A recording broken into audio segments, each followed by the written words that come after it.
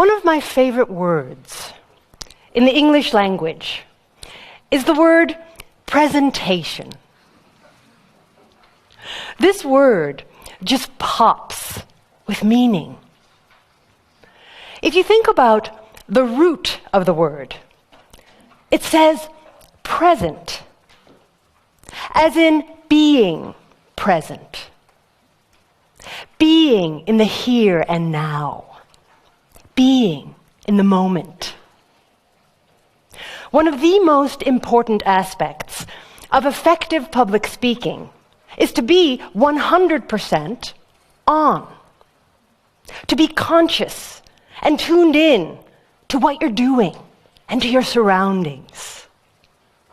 This onness makes you sharp as a speaker, alert, and it makes you totally available to the audience.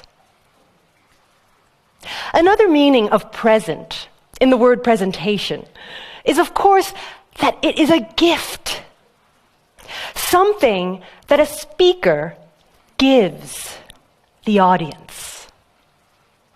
A piece of yourself that pours out of you into them. I love the way that sounds. But sadly, very few speakers have this point of view, in my opinion. Very few of them see their presentations as gifts that they are giving the audience. When this happens, when you don't see your presentation as a gift, you don't take care of it the same way. You don't shape it and polish it and fine-tune it so that it sparkles. You don't maintain it and nourish it and love it like the treasure that it is.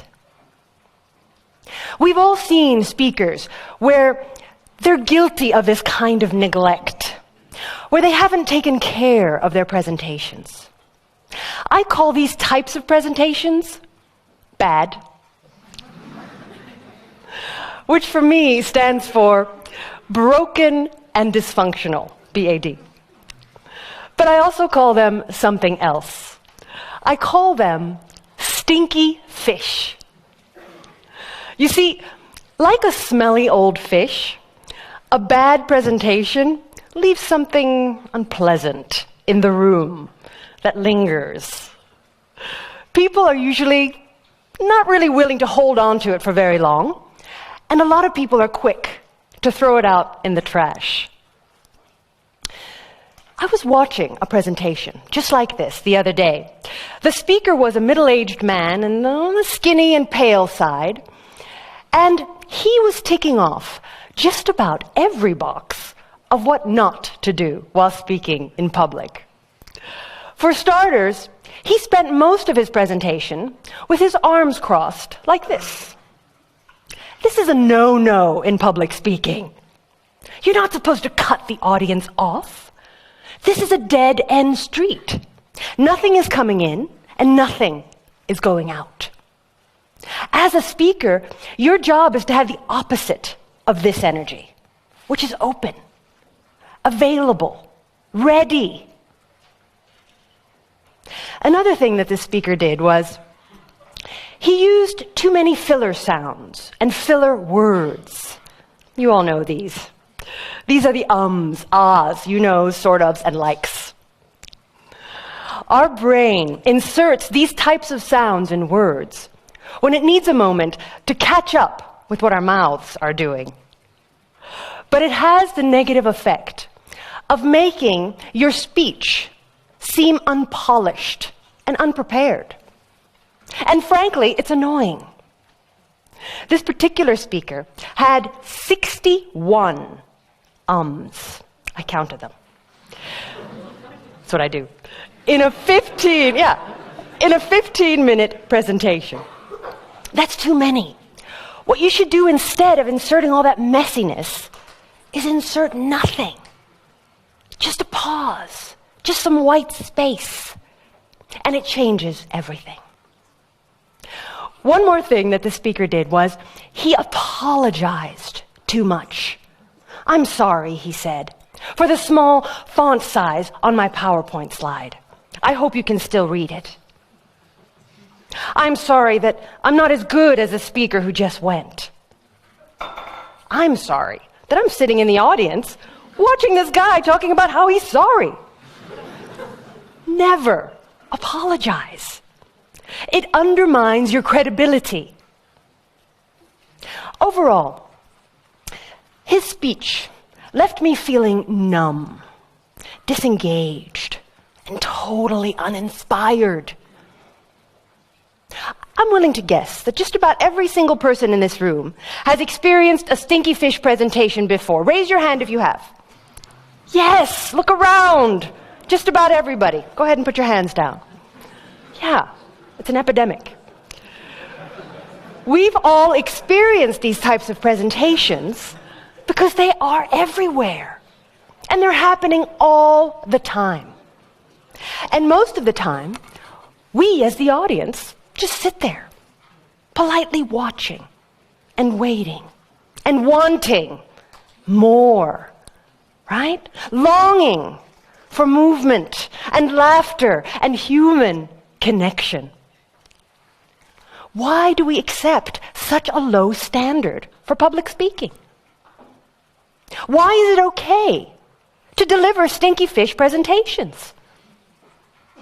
Do you ever ask yourself these questions?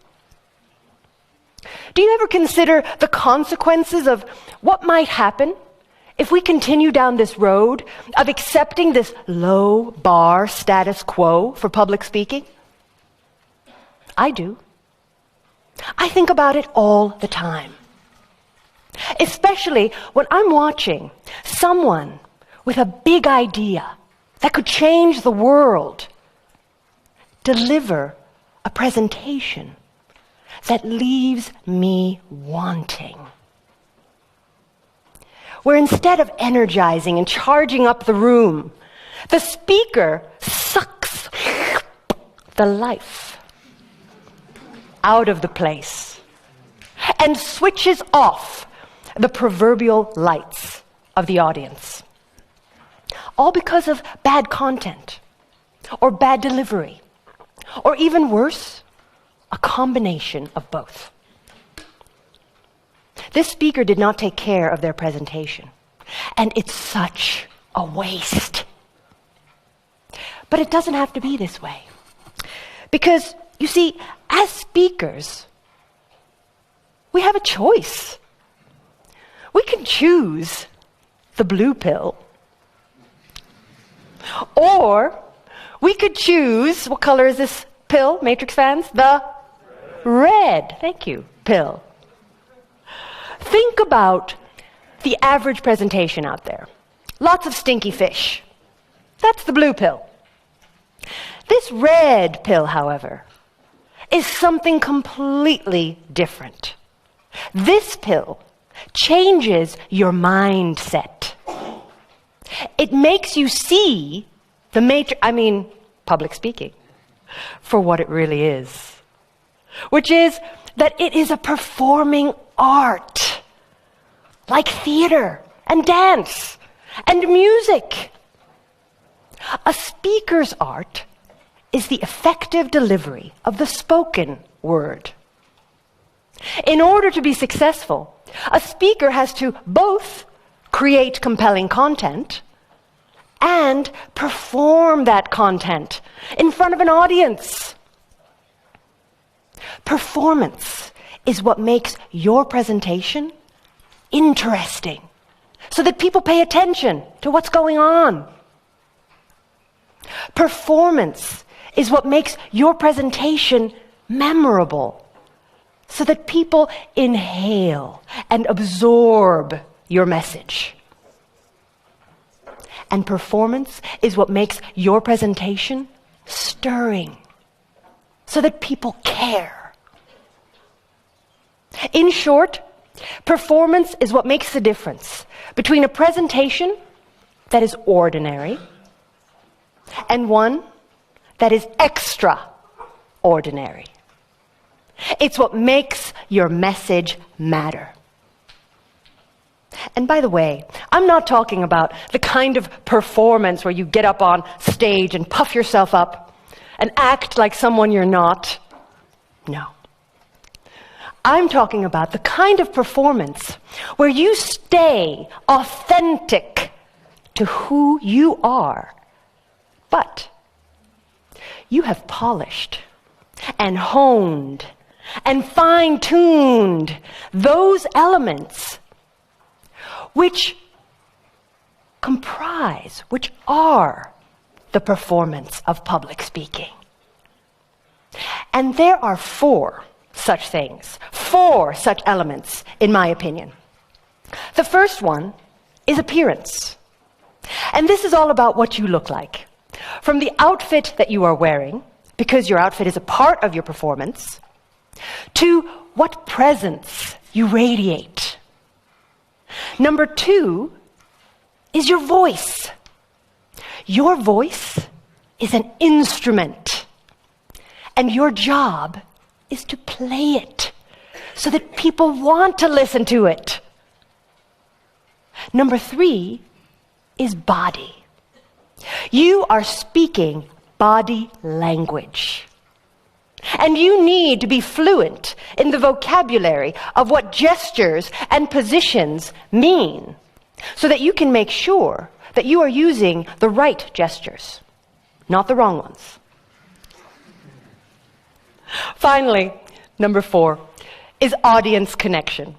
And this is all about what you are doing as a speaker to create a relationship with, a connection to the audience, so that you're on the same page. There we are. Those are the 4 elements which I believe constitute the performance of public speaking. Appearance, voice, body, and audience connection. And it is by learning the skills and the techniques inside of these elements that you then have the tools that you need in order to shape and polish and fine-tune your presentations so that they sparkle. It is by knowing these things that you can maintain and nourish and love your presentations like the presents that they are. As I'm sure that you can imagine, it takes time and lots of practice to learn the magnificent art of effective public speaking. But when you put in the elbow grease, the sweat, and sometimes even tears, because it's hard work, to learn the things that I'm talking about, you will reap the rewards. Yes, your message will be something that lingers in the room, but in the most positive sense, pulsing meaning. Your message will be something that the audience wants to hold on to, and maybe even take home with them and share with friends and family, unlike a stinky fish. And most importantly, your message will matter. So, what's it going to be? Are you going to take the blue pill? Or will it be the red?